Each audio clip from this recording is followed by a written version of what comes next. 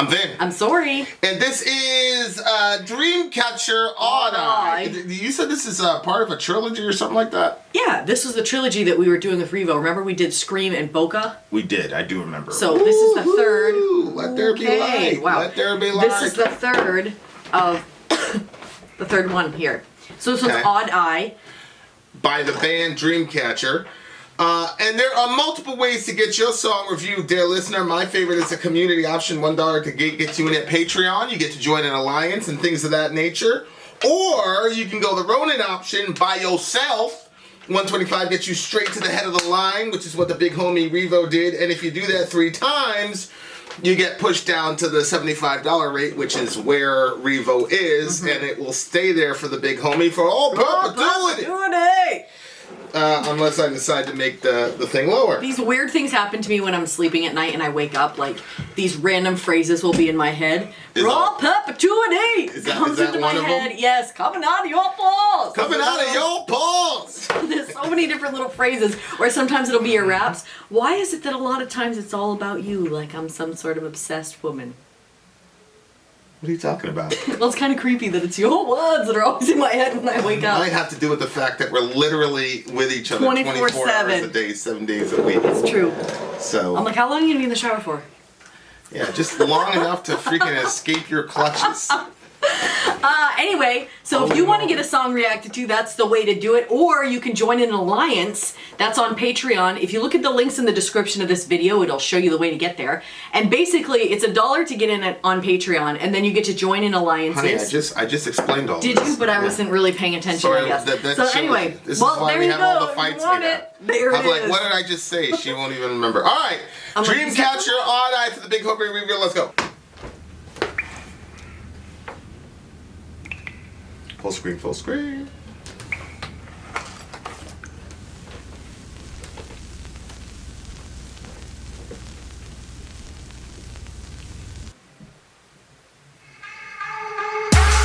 Whoa. 눈을 떠 모두가 바람 찬란한 이곳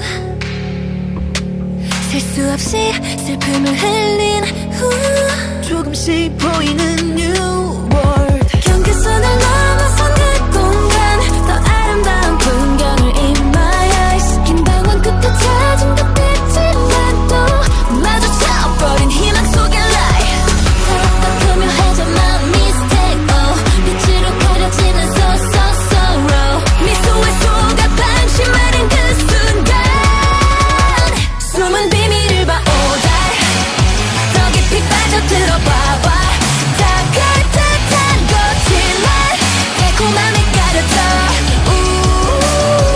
경계를 넘는 눈과 끝까지 맞서려는 절망 끝이 있지 않을까 First 여긴 찾던 곳이 아닌걸 No more utopia Yeah, live it up 무의미해 별바둑 지네 같은 곳에 머문 듯해 다시 끝없는 갈증을 낳는 채 신기를 쫓아도 거기엔 없는데 황홀한 찰나 완벽한 환상 현실을 가린 채 가라진 눈에 보이는 결말 마주쳐버린 희망 속의 light 더욱더 교묘해져 my mistake 빛으로 가려지는 so sorrow 미소에 속아 방심하는 그 순간 숨은 비밀을 봐 더 깊이 빠져들어봐봐 다가올 듯한 거짓말 달콤함에 가려져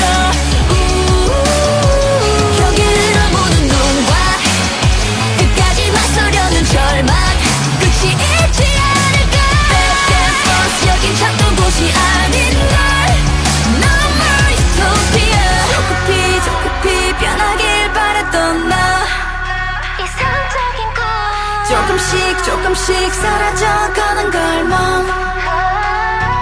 나를 따라만 오는 줄 알았던 그림자를 따라가는 듯이 바꾸지 못하는 운명 속에 희망은 더 사라져가 근데 눈을 가려오다 더 깊이 빠져들어 쏟아 다가올 듯한 거짓말 달콤함에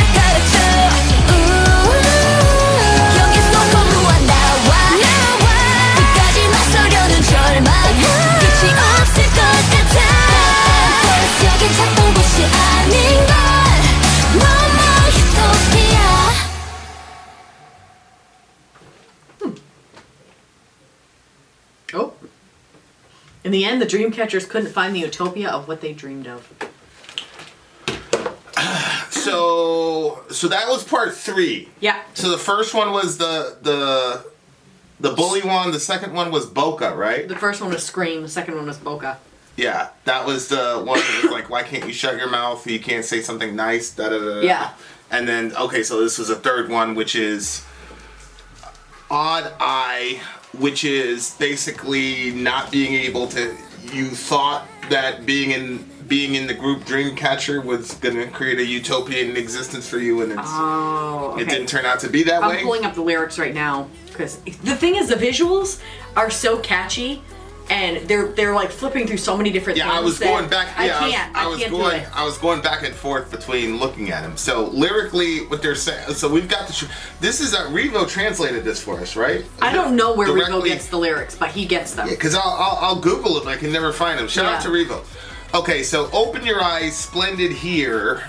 Everyone hoped after shedding countless sorrows, appearing new world. The space, and again, these guys are Korean, so it's the English translation is going to be a little bit choppy, but I think we can figure it out. Okay, after shedding countless sorrows, well, you know what's interesting is they did a couple phrases in English though, like so sorrow and things like that. Yeah, we don't like do this as. Well, I mean, we kind of have some Spanish words in our vernacular. Like if I say "hola" to somebody or something like that, or you know what I mean, like.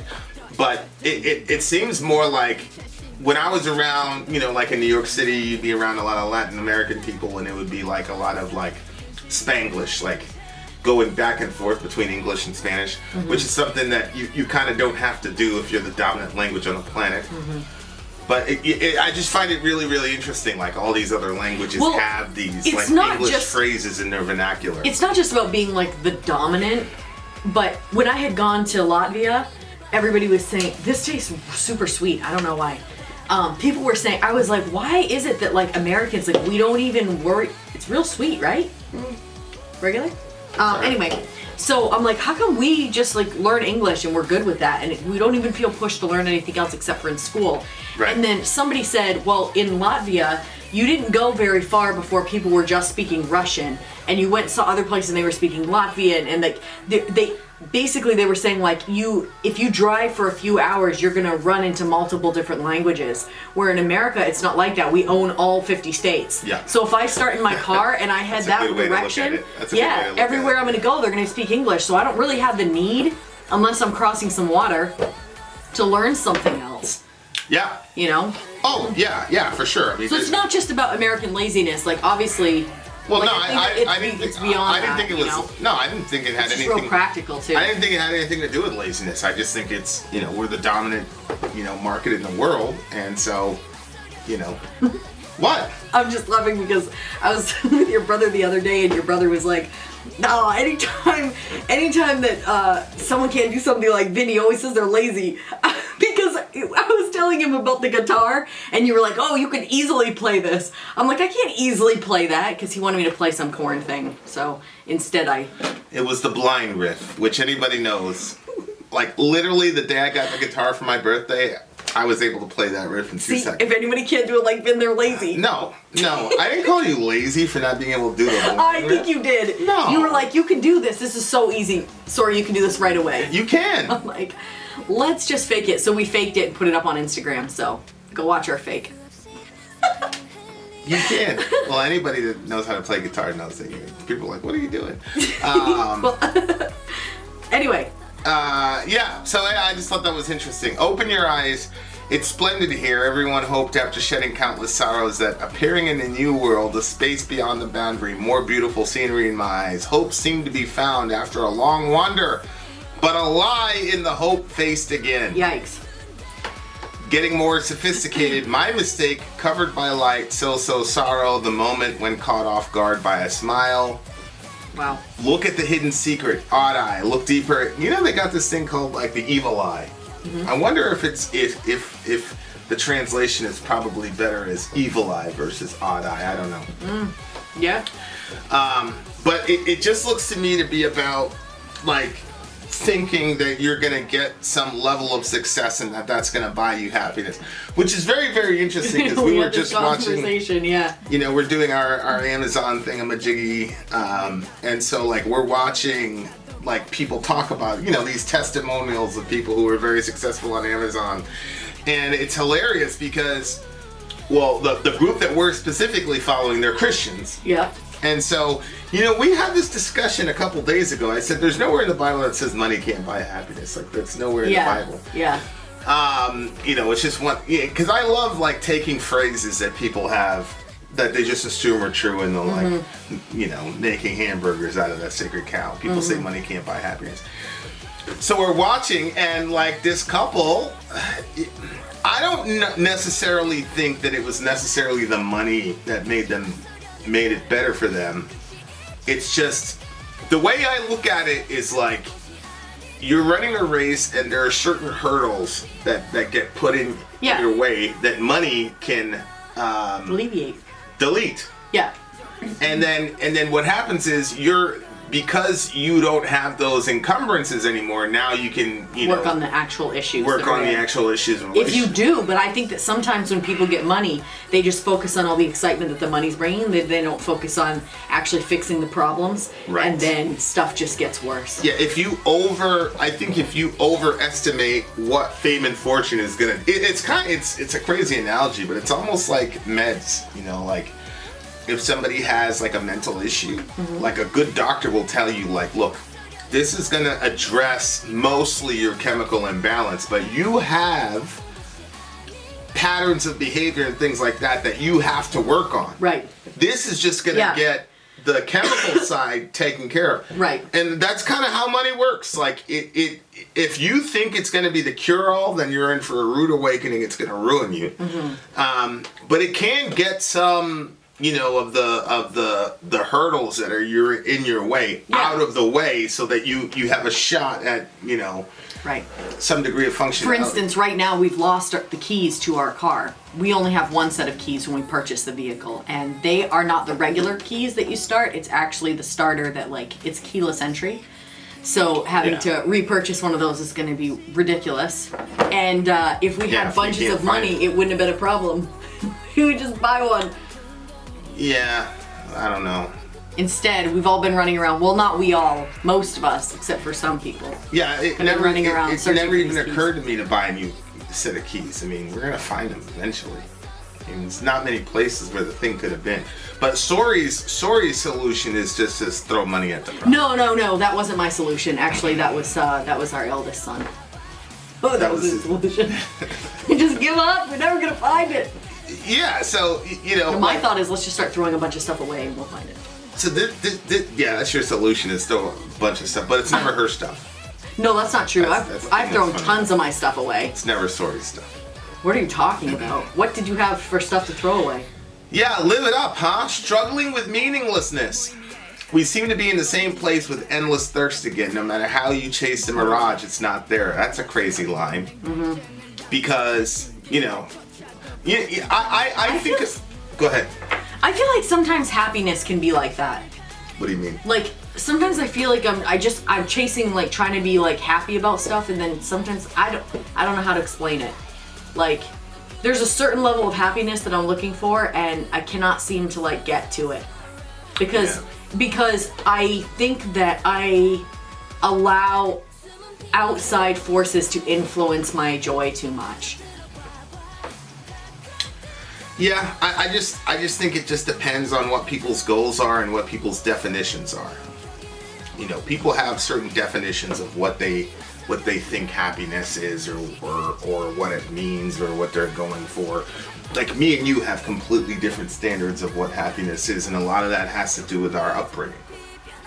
So, like, you know, I was moved around all over the place, and some places we lived were very luxurious. Other places we lived, it was a homeless shelter. So, like, I've got, like, a wide kind of swath of, like, I've been in a family where there were, like, 3 or 4 cars in the garage and outside. You know what I'm saying? And like, having a lot of money and whatever as a kid. And also, like, literally being in a homeless shelter.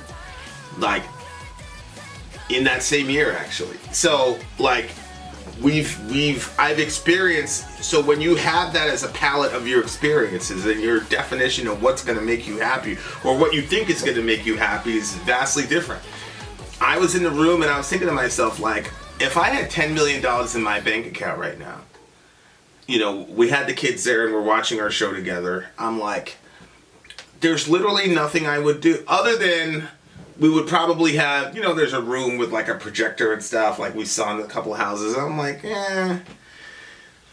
like, yeah, it's a cool movie theater type feeling, but I like the feeling of like everybody being like clumped together and us all watching the same show and talking and all that. I think that the way that they set up those rooms, like a movie theater where there's like rows of seats, it's cool looking, but I agree with you as far as I think it would be better, you know how they have those big couches? And then in the middle of the couches, it's like basically like this big, it's like a big bed couch. Yeah. I think something like that would be better for our family. Like room sectional thingamajigs. Yeah.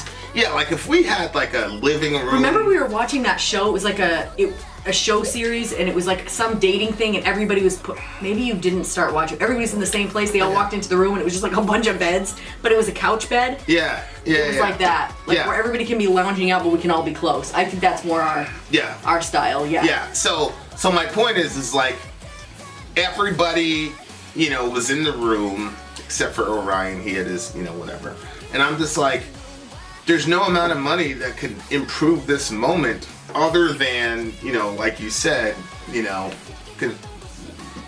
it's the good TV is in our room, so everybody comes to our room to watch TV. It's kind of like our family ritual, but.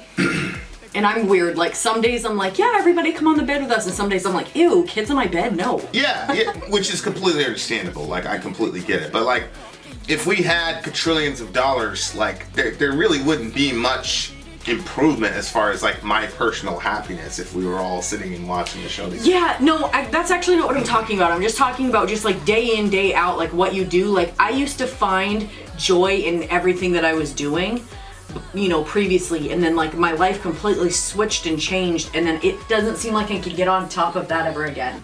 Like I'm not saying I can never, but it's harder, and it's harder because there's so many other things that, like for me, like having everything in an orderly fashion, like not everything, but there are certain things that in an orderly fashion makes me very happy.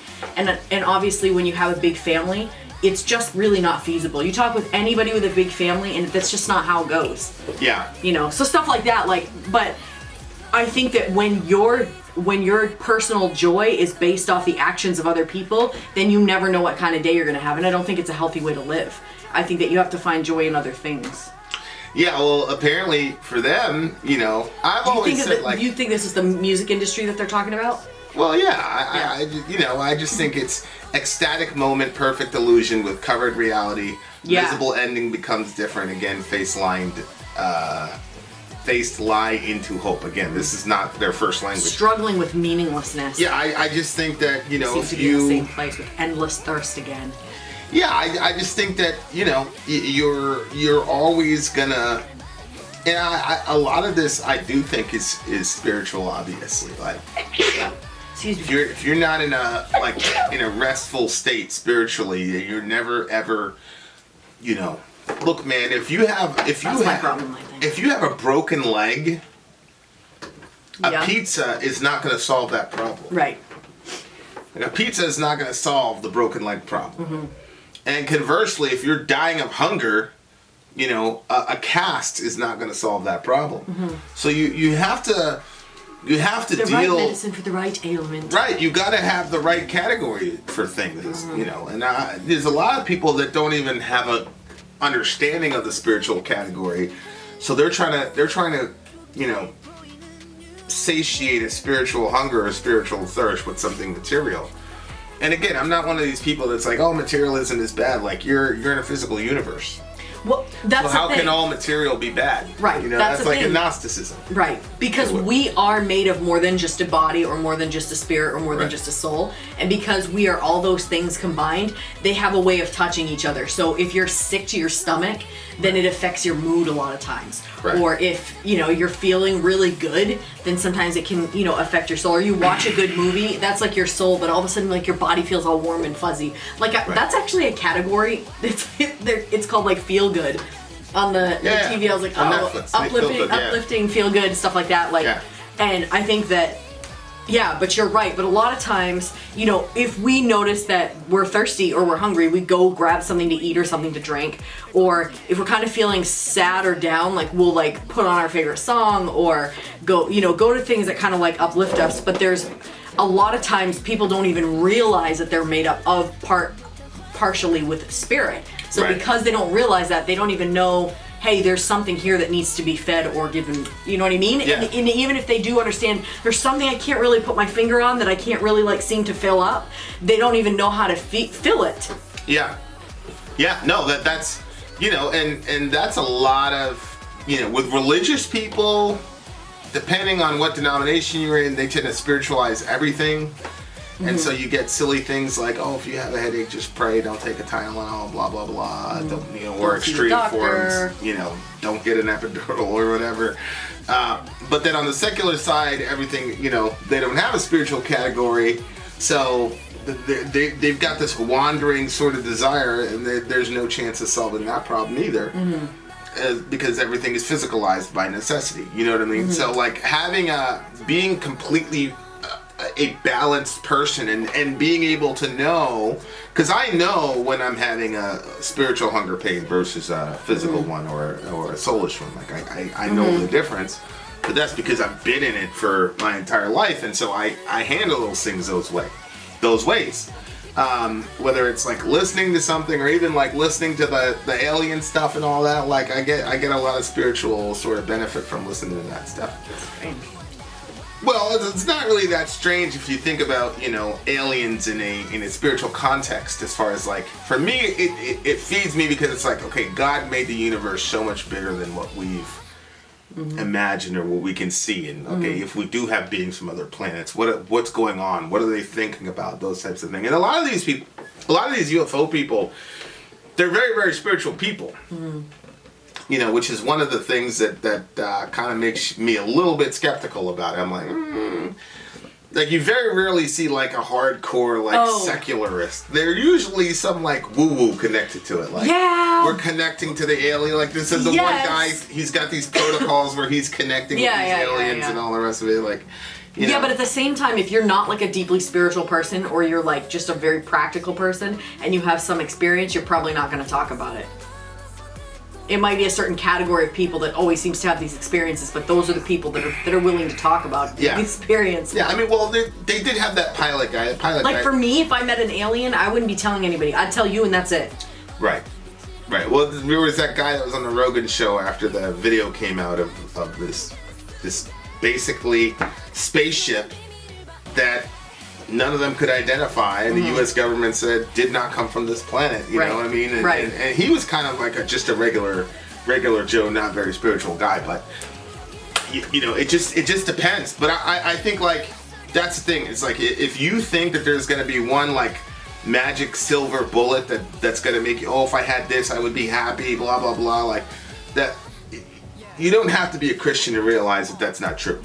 And it's just very fascinating. It doesn't matter what genre it is or whatever, there's always artists that make a song like this. They all do it. They all talk about like how it's a mirage and it's not, it didn't do what they wanted it to do, and yet these are people who've worked their entire life for it. I remember a lot, you know, like I love Tom Brady to death. Like I really do. It's just I worry about him sometimes. People are like, oh, what's your neck?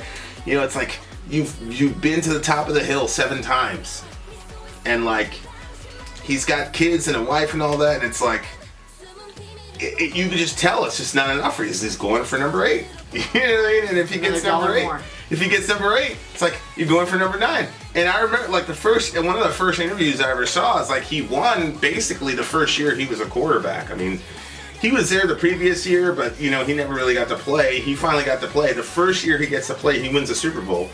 And they were like, how did you feel? And he's like, oh, that's it? And then he's looking for it again, like he's chasing that high that I just don't think, you know, I don't know. You get very celebrated for it, obviously, but at the same time, it's very hard to be like, man, how is he gonna be when he doesn't have football anymore? Right. You know what I mean? I don't know. That you know, like, to have that give you like a sense of purpose, that's the biggest thing. Is like you got to have whatever it is that gives you yourself a sense of purpose. It's got to transcend, you know, the material. Because even though, you know, like I say, like you can't say things like money can't do anything or whatever, but you got to find a way to counterbalance it. So this song to me is them like trying to figure that out. So what do you give it? 9. A 9. The solid 8.5 for me. It's an interesting trilogy though, because I thought it was going to go again toward the whole bullying discussion, because the first two were. But the third one, I guess, kind of goes with it, because it's like, oh, maybe I escaped all of that by being famous, but I really didn't, because if you think about it, didn't one of these girls kill themselves or something like that? So Yeah. just stuff there's some stuff I don't know if it was this particular band, but Well, the Boca song was about that, the Mouth song, and then the other one. yeah. Good stuff, good stuff. There you go, ladies and gentlemen. Vin out. Sorry out. Gone. Hey villagers, this is Archero and I'm inviting you to the Village March Madness Tournament. We're doing this as a fundraiser and to get together as a community and have a little bit of fun. If you're not familiar with March Madness, it is a 64-team college basketball tournament. The teams all play in single elimination round tournament style. Final winner is going to be the national champion. There's going to be a page set up on the ESPN website where you can make your guesses who's going to win each game. And we'll have a private group set up just for our village to compete against each other and see who predicted the winners best. To participate, it only costs $1. And all of that is going to go to help other villagers who are in need right now. This is all going to be happening in mid-March. More details are coming very soon about the dates, prizes, and how to join. I'll see you guys there. Keep it metal.